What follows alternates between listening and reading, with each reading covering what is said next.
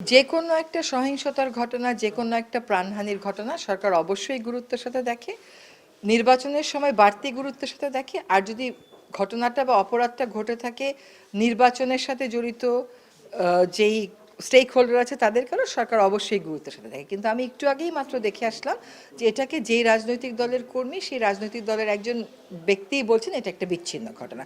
সরকার আরেকটু গভীরে যাক, তারপর স্বরাষ্ট্র মন্ত্রণালয় নিশ্চয়ই আপনাদেরকে একটা ব্যাখ্যা দেবে। সাধারণত নির্বাচনের আগে রদবদলটাকে নিরুৎসাহিত করা হয়। তবে যদি কোনো প্রার্থী বা কোনো দল মানে নির্বাচনের কোনো স্টেক হোল্ডার কিছু প্রমাণ দিতে পারেন যে কোনো একজন রিটার্নিং অফিসার পক্ষপাতিত্ব করেছেন বা ডাবল স্ট্যান্ডার্ড গ্রহণ করেছেন, সেটা নির্বাচন কমিশন দেখবেন।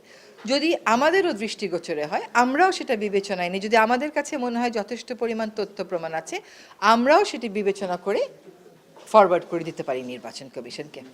যার সাথে আপনার বন্ধুত্বপূর্ণ সম্পর্ক প্রয়োজনে তার সাথে চোখে চোখ রেখে তো কথা বলা যায়, সেটা বিষয় না।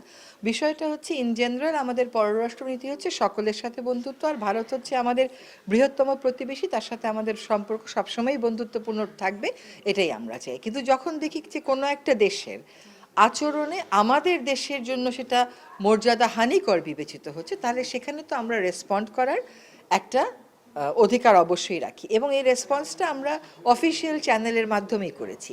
এখন এই জায়গাতে যদি আমাদের একটা রেসপন্স করার প্রয়োজন দেখা দেয়, তার অর্থ এই না যে অন্য সকল জায়গায় আমরা একই রকম অ্যাটিটিউডে থাকবো। তো ভারতের সাথে যেখানে আমাদের মনে হয় যে আমাদের নিজের দেশের মর্যাদার স্বার্থে, নিজের নাগরিকদের নিরাপত্তার স্বার্থে, বাংলাদেশকে তার পররাষ্ট্রনীতির যে একটা মূল মন্ত্র আছে, একই সাথে একটা গাম্ভীর্য আছে, এটা বিশ্ব দরবারে তুলে ধরা দরকার, সেক্ষেত্রে আমরা অবশ্যই প্রতিক্রিয়া দেব।